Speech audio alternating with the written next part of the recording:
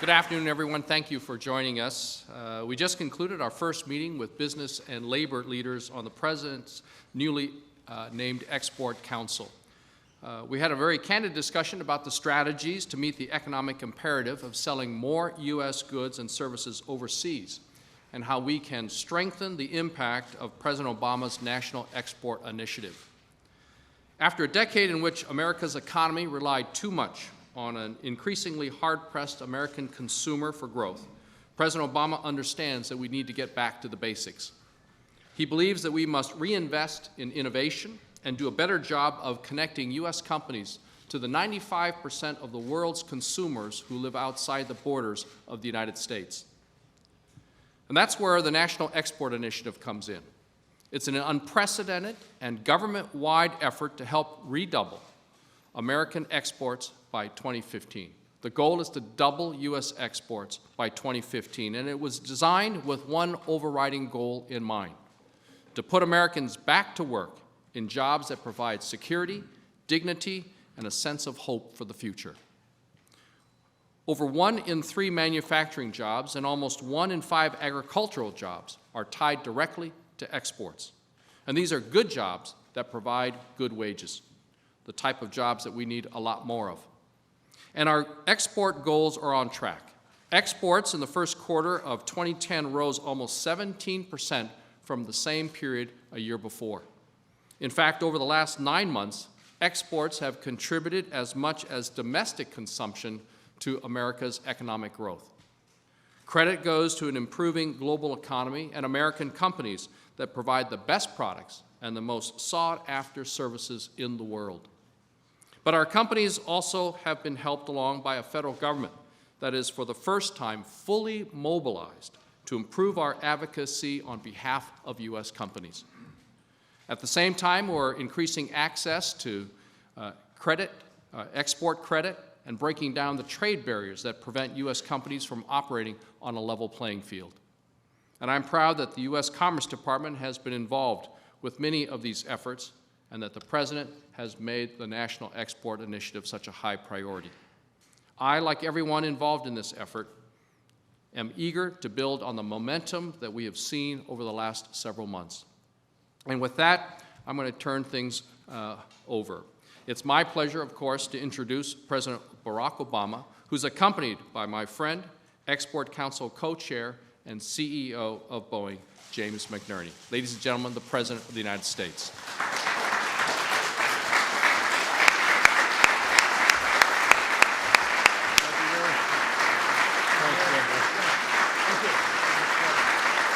Thank you. Everybody, please have a seat. Thank you very much. Thank you very much. Everybody, please be seated. Well, good morning. Thank you, Jim McNerney, for being here, and thank you to members of my cabinet and my administration for coming. Thank you, Gary Locke, for the introduction and the outstanding work that you've been doing at Commerce to move America's economy forward.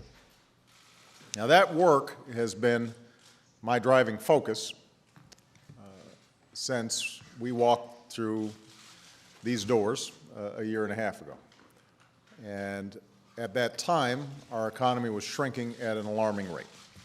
Nearly 3 million jobs were lost in the last half of 2008.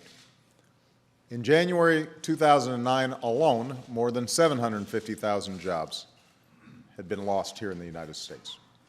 So every alarm bell was ringing at the prospect of a second Great Depression. So our imperative was to stop that free fall and reverse direction, to get our economy moving and get jobs growing again, which meant we took a series of dramatic and, frankly, sometimes unpopular actions. But as a result of those actions, we broke the recession's momentum, and we're in a much different place today. Our economy has now grown for 3 consecutive quarters and created nearly 600,000 private sector jobs in the first half of this year, a stark contrast to the 3.7 we lost over the first half of last year. And despite uncertain world events and the resulting ups and downs in the market, we are moving America forward again. But the progress we've made to date isn't nearly enough to undo the damage that the recession visited on people and communities across our country. Our businesses are hiring again, but there are still 5 unemployed workers for each job opening. The economy is growing, but empty storefronts still haunt too many main streets. And the truth is, the middle-class families that are the backbone of our economy have felt their economic security eroding since long before this recession hit. So we've got much more work to do to spur stronger job growth and to keep the larger recovery moving. The question is, over the months and years to come, how do we encourage the strong and lasting economic growth required for America to lead in this new century? Where are we going to find the growth necessary to help us address all of our priorities, from creating jobs and prosperity to boosting our businesses and our workers, to improving our fiscal health and reducing our long-term deficits? Now, one thing we know is this growth won't come from an economy where prosperity is based on fleeting bubbles of consumption, of debt. It can't rely on paper gains. We've seen where that led us, and we're not going back. The truth is, we've had to face, over the past year and a half, the truth that if we want to once again approach full employment and fuel real economic growth, then we need to put an end to the policies that got us here, tackle the challenges we've put off for decades, and move this economy forward. We need to lay a new and stronger foundation on which businesses can thrive and create jobs and rising incomes, on which innovators and entrepreneurs can lead the world in generating new technologies and products and services. We have to rely on a new foundation on which America can harness what has made our economy the engine and the envy of the world, the talent and drive and creativity of our people. So as business leaders and labor leaders representing some of America's largest corporations and America's workers, that's what I want to talk to you about all today. Because America's success ultimately depends on your success. It's the private sector that has always been the source of our job creation, our economic growth, and our prosperity. And it's our businesses and workers who will take the reins of this recovery and lead us forward. Same time, some might argue that government has no role to play at all in our economy. But everybody in this room understands that the free market depends on a government that sets clear rules that ensure fair and honest competition, that lives within its means, that invests in certain things that the private sector can't invest on its own. In the absence of this kind of responsible government, whenever government is dragged too far to one end or the other of the spectrum, we see negative consequences for our economy. So too much regulation or too much spending can stifle innovation, can hamper confidence and growth, and hurt business and families. A government that does too little can be just as irresponsible as a government that does too much. Because, for example, in the absence of sound oversight, responsible businesses are forced to compete against unscrupulous and underhanded businesses who are unencumbered by any restrictions on activities that might harm the environment or take advantage of middle-class families or threaten to bring down the entire financial system. That's bad for everybody. That's the reason we pursued Wall Street reforms. And when the Senate takes up its business again, I hope it moves as quickly as possible to finish this chapter and settle this issue. In the absence of sensible policies that invest in long-term public goods like education or basic research, roads, railways, broadband, a smart electric grid, an absence of those investments can be equally disastrous. Over time, failure to make such investments slowly degrades our competitiveness, leaving us without the skilled workforce or the technologies or the basic infrastructure that a 21st century economy requires. So to make sure our workers can outcompete anybody, anywhere in the world, we've invested in the skills and education of our people. Through the race to the top, we're challenging our schools to raise their standards. And I've pledged that by 2020, America will once again lead the world in the percentage of students graduating from college. And by making higher education more affordable, we're on our way to achieving that goal. To strengthen our standing in a 21st century economy, we've invested in upgrading our critical infrastructure, from high-speed rail to high-speed internet. We've enacted reforms that will reduce the drag of healthcare costs on businesses and consumers alike. And we are committed to bringing down the unsustainable debt that has ballooned over the past 10 years. To spur lasting growth, we've invested in science and technology, research and development, and clean energy projects that will strengthen our global leadership. 18 months ago, for example, American companies commanded just 2% of the global capacity for advanced battery technology. Today, the seed money we provided has helped leverage substantial private investment, and by 2012, we expect America's capacity to reach 20% of the global market, and as high as 40% in 2015. But government has another responsibility, and that is to remove barriers that stand in the way of opportunity and prosperity so that our people, all of our people, our workers, our entrepreneurs, our CEOs, can build the future that we seek. And that's what I want to focus on now.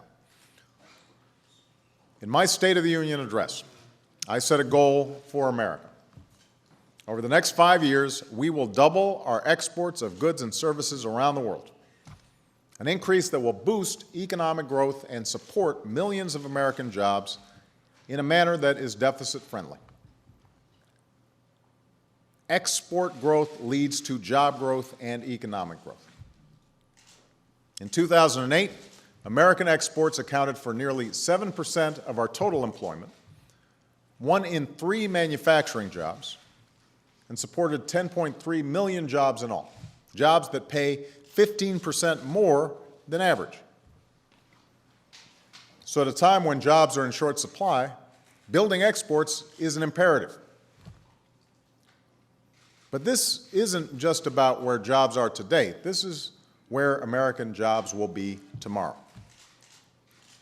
95% of the world's customers and fastest growing markets are beyond our borders.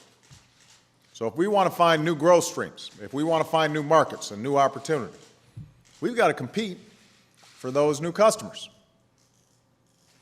because other nations are competing for those new customers. As I've said many times, the United States of America should not, cannot, will not play for second place. We mean to compete for those jobs, and we mean to win. But we're going to have to change how we do business. To meet this goal, we launched the National Export Initiative, an ambitious effort to team up with America's businesses, large and small, and help them unleash their energy and innovation, grow their markets, support new jobs, selling their goods and services all across the globe. And we're bringing to bear the full resources of the United States government. One of the first things we did was establish an export promotion cabinet made up of cabinet members and senior administration officials whose work affects exports. And yesterday, I assembled this cabinet for an update on our efforts so far. And we're going to hold these meetings every few months. And I've asked for a progress report at our next meeting in September. But this is about more than what government can do. This is about what our businesses can do. And that's why we are relaunching the President's Export Council, a group that includes business and labor leaders who will offer their unfiltered advice and expertise on how best to promote exports. We've also included congressional leaders and senior representatives of my administration. And earlier today, members of my cabinet and I met with this council to begin soliciting advice. And I want to again thank Jim, President and CEO of Boeing, as well as Ursula Burns, CEO of Xerox, for agreeing to serve as the chair and vice chair. Our efforts are off to a solid start. American exports grew almost 17% over the first 4 months of this year compared to the same period last year. Now, part of this, of course, is due to the global recovery. But we're also moving forward on improving conditions for America's exporters. And since we launched the National Export Initiative, we made progress across its 5 objectives. First, we said that America would be a strong partner and better advocate in the international marketplace for its businesses and workers. And we're going to go to bat for everyone from the largest corporations to the smallest business owner with an idea that she wants to market and sell to the world. So, for example, already this year, the Commerce Department has coordinated 18 trade missions with over 160 companies that compete in 24 countries. And we've got 8 more planned over the next 3 months. Their advocacy center has assisted American companies competing for export opportunities, supporting $11.4 billion in exports and an estimated 70,000 jobs. Secretary Clinton recently held a roundtable with business leaders in Shanghai, and next week she'll host another one with Secretary Locke to discuss removing barriers that stand in the way of their success.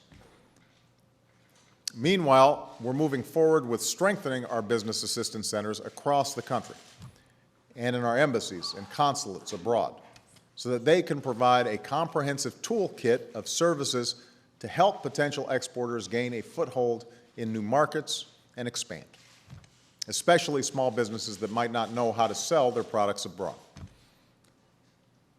Second, we're increasing access to export financing for small and medium-sized businesses that want to export their goods and services but just need a boost.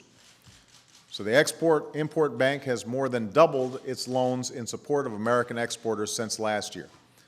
And that step alone has helped support nearly 110,000 jobs. Third, we're upping our efforts to remove barriers to trade and open new markets and new opportunities for American business. On a global level, this begins with pushing hard in the Doha round to improve those negotiations so that they have a higher level of ambition in the way that will translate directly into more opportunities for American exporters. Regionally, we're working on the Trans-Pacific Partnership Free Trade Agreement to expand our commercial presence in some of the most dynamic markets in Asia. And where our businesses run up against barriers in individual markets, we are acting. In March, for example, we reached an agreement with China to reopen their market to American pork and pork products. Last month, during President Medvedev's visit, we reached an agreement with Russia to reopen their market to American poultry. And these steps are worth more than $1 billion to American businesses. We're also reforming our own restrictions on exports, consistent with our national security interests. And we hope to move forward on new agreements with some of our key partners.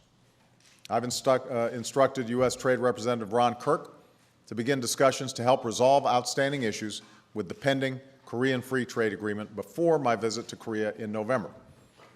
It's an agreement that will create new jobs and opportunity for people in both of our countries. We also want to deepen and broaden our relations with Panama and Colombia. So we're working to resolve outstanding issues with the free trade agreements with those key partners. And we're focused on submitting them as soon as possible for congressional consideration. And we'll make sure each agreement we pursue doesn't just advance the interests of our businesses, workers, and farmers, but also upholds our most cherished values. Fourth, as we help American businesses access new markets, we're making sure that the access is free and fair. The United States offers some of the world's lowest barriers to trade. And when we give other countries the privilege of that free and fair access, we expect it in return. Where American producers face unfair trade practices, we'll use every tool at our disposal to enforce trade agreements. Last week, for example, the WTO ruled in favor of the United States on a case that found European governments were subsidizing planes that Airbus manufactures. That practice was unfair and hurt American workers. This ruling will help keep the playing field level and boost American jobs. And finally, we continue to coordinate with other nations around the world to promote strong, sustainable, and balanced growth. At last month's G20 summit, we built on the actions we took last year, actions that have replaced global contraction with global growth, and trade that was plummeting with trade that's bounced back. Sustaining that recovery, however, also involves rebalancing our economies, as I told other leaders at the G20. After years of taking on too much debt, Americans will no longer borrow and buy the world's way to lasting prosperity. We alone cannot be the engines of economic growth. Furthermore, a strong and durable recovery requires that countries not have an undue advantage. So we discussed the need for market-driven currencies, and I welcome China's decision to allow its currency to appreciate in response to market forces. Our discussion with China has also addressed the important challenge of how to create a more level playing field for American companies seeking to expand their access to the growing Chinese market. And I made it clear to all that the United States of America is prepared to compete aggressively for the jobs and industries and markets of the future. The bottom line is this. For a long time, we were trapped, I think, in a false political debate in this country, where business was on one side, labor was on the other. There were partisan divides. The argument was either you were pro-trade or you were anti-trade. What we now have an opportunity to do is to refocus our attention where we're all in it together. Businesses, workers, government, everybody's focused on the same goal. We live in an interconnected world. There are global challenges and global opportunities. And this nation has never shied away from the prospect of competition. We thrive on competition. And we are better positioned than anybody, as uniquely positioned as ever, to compete with anyone in the world. We've got the most respected brands, the best products, the most vibrant companies in the world. We've got the most productive workers in the world. We've got the finest universities in the world. We've got the most open, dynamic, and competitive market in the world.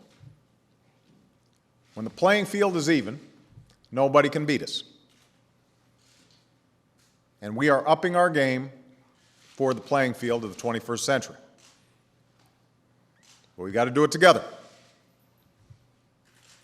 We've got to all row in the same direction. And there's no doubt that these are challenging times. But I'm absolutely convinced that we will rise to meet them, to grow our economy, to put our people back to work, to forge our own future once more. We are Americans, and that is what we do. So I appreciate all your participation, and I'm looking forward to getting busy working with you. Thank you.